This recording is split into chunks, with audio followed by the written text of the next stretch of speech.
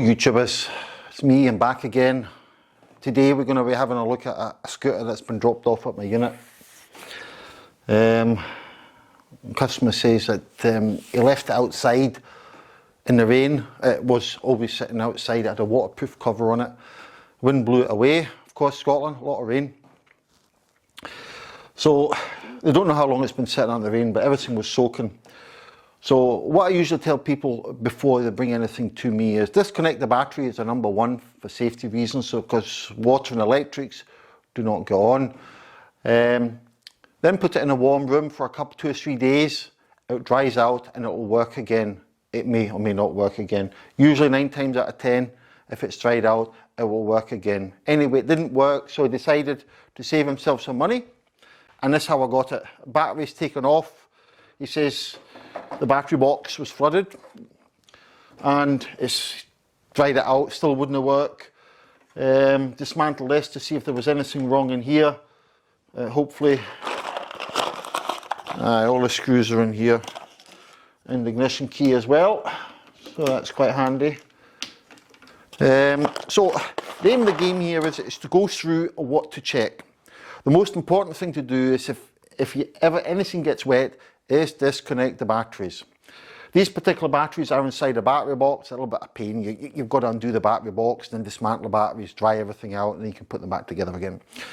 If you've got a bigger scooter that has the batteries inside, you just need to disconnect one, or better disconnect both batteries so there's no power going to the electrics, because if water gets in there and it starts to arc across the connections, positive and negative, it could start a particular problem. I'm not saying it will, but it, technically speaking, could go on fire.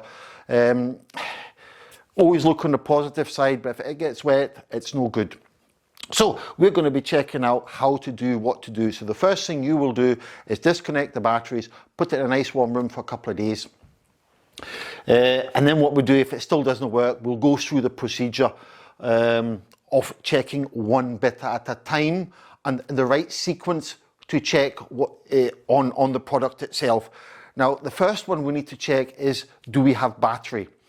Now, on this particular scooter, I need to put the batteries back in here, which I will do, and I'm not going to start screwing things. I'm just going to pause it or fast forward me fitting the batteries back on here.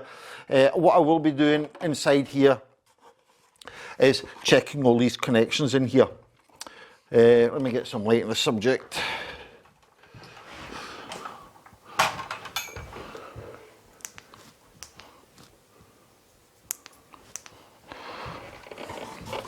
So I'm going to be checking all these connections in here, the wires.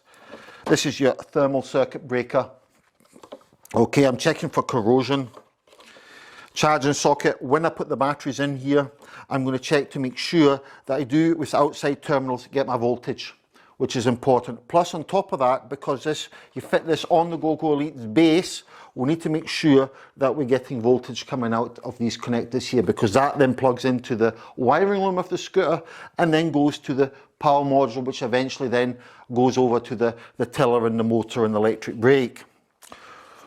So when I'm looking inside the battery box, I know this one's positive, the red one here, and this one's negative. So I also will check continuity from this connection to that side to make sure that this internal fuse is okay, that it's not blown. So really, batteries in, if I'm getting voltage here, it's good.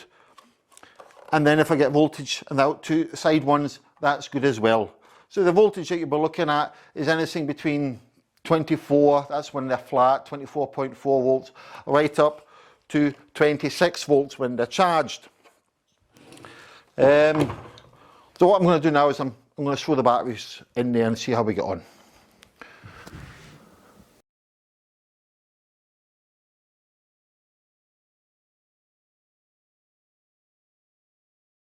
Okay, now that I've fitted the batteries, what I want to do is I want to check all the connections to make sure I'm actually getting voltage coming out off the charging socket. And because this one has a battery box, we need to make sure there's power coming out the bottom as well. So what I'll do is I will set the multimeter to DC voltage. Alternating house, DC voltage, mobility scooters, batteries, DC, direct current. So we checked the batteries. Batteries are about 12.8, so we should get about 12.8 times 2 is 25.6 volts. Put it in the two outside connections of the charging socket like I always do. And we're getting 25.6 volts. Let's see if you can see that. Yeah, there you go, 25.6. So, I'll leave that there. And we'll need to try underneath. So, if we don't get any voltage underneath, there'll be problems with the wires inside. So it's 25.6 at the bottom as well. So I know for a fact there's nothing wrong with that battery box. Everything's working okay. Now the next thing we need to check is our fuse. The 3 amp fuse in here. So your 3 amp fuse is here. Let's pull her out. And what we're doing is we're checking to make sure that it's not blown. You can see that there, it's not blown, it's just a bit difficult to focus. And what we also will do is we'll check it with a continuity, which is that one there. That one there. There we are. That'll give us an audible beep if it's okay. So there's no corrosion round about it. So I'm quite happy with that. It's dry inside there. And the next thing is to check all these connections here to make sure they're not corroded either, which they're not, and to put the battery on. Right, that's her on. Let's switch her on here at the top. No noise coming whatsoever. Now I've put the battery in here, switched the ignition on. No power lights. It's not moving. Let's put it in drive. It's out of drive, we should be getting a flash code. Let's put it in drive. Nothing's happening, no power there whatsoever. So I know there's power in the battery box, but where's the power going? The power's going underneath the scooter and the floor pan. That's where the main controller is. In the main controller, lots of wires. Some of them will be going to the contact points as you split the scooter. If yours not a foldable scooter, the wires will go to a multiple connector and into your motor and your brake. I'm sure this one has a fuse in it, that could be blown, but it looks like quite a lot to dismantle. You've got the full footwell to dismantle, all these bolts here, take the battery back off it, seat off it, back end off it. Could also be a problem with it being in the rain that some water got into the ignition barrel, because when that key's off it, water can get in there. When water gets in there, and even if you try and dry it out, it may have started to corrode. I don't know how long it's been in the rain for, so I need to check to see if there's actually voltage running up there before I dismantle all that to find out the voltage is going up there. So you've done so much work here, so customers have already taken this off. So what I'm going to do, I'll bring you closer, I'm just going to scrape a bit of the heat shrink on the ignition barrel and check for voltage there. Now if I'm getting voltage there, then that's quite positive.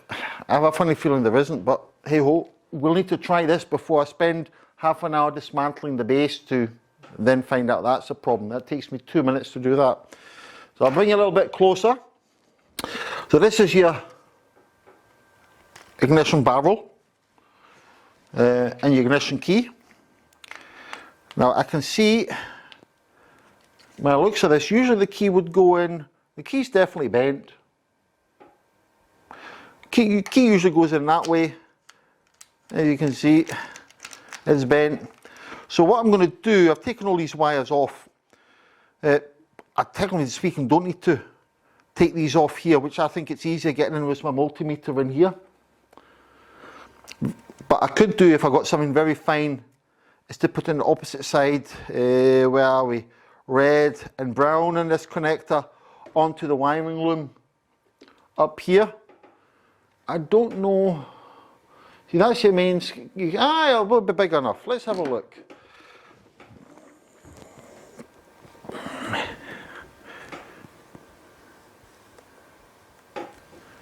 So you connect this here, you may not be able to see it, but what I want to do is when I put my terminals in here, in the red one and the black one, and I should really get a voltage here.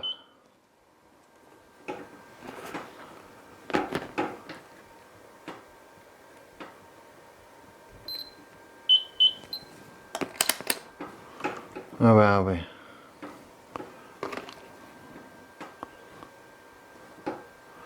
Now if you have a look here, you can see this on my voltmeter, I'm getting voltage.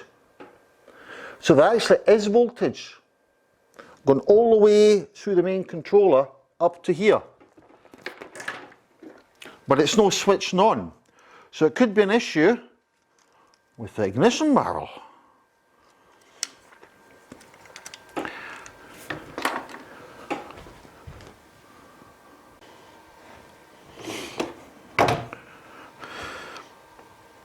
Now you'll be saying to me, how do I check the ignition barrel?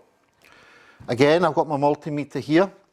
Set it from the voltage, because I just checked the voltage at the top of the wiring loom down to my continuity. Put that together. Okay, fair enough.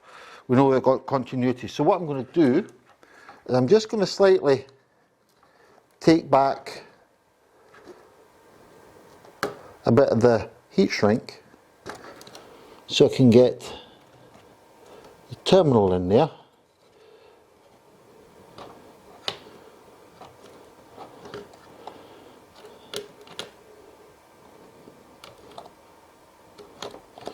Right, I know for a fact if I join them together, that's continuity.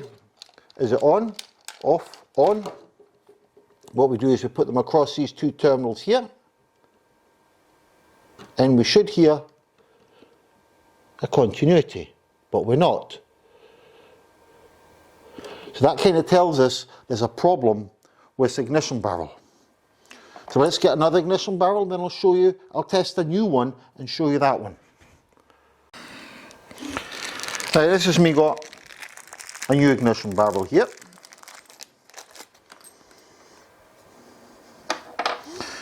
So let's get the key.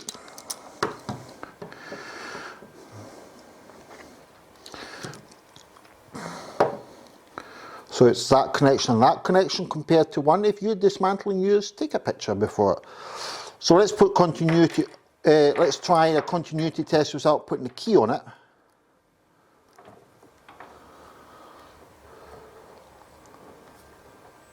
Nothing happens. So we put the key in there and switch it on. One there and one here. And we get continuity.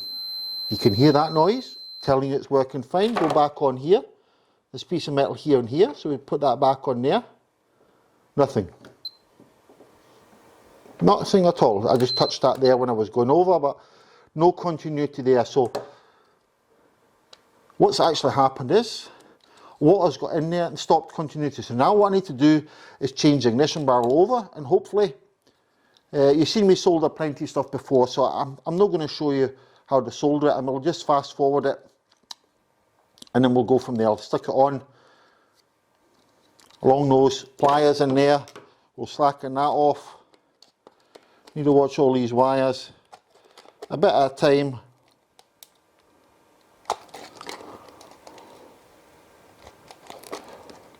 Just a bit at a time.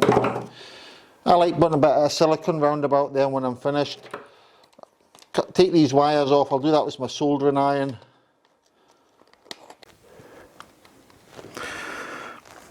So now I've soldered the new ignition barrel on, put a couple of wee heat shrinks on it as well.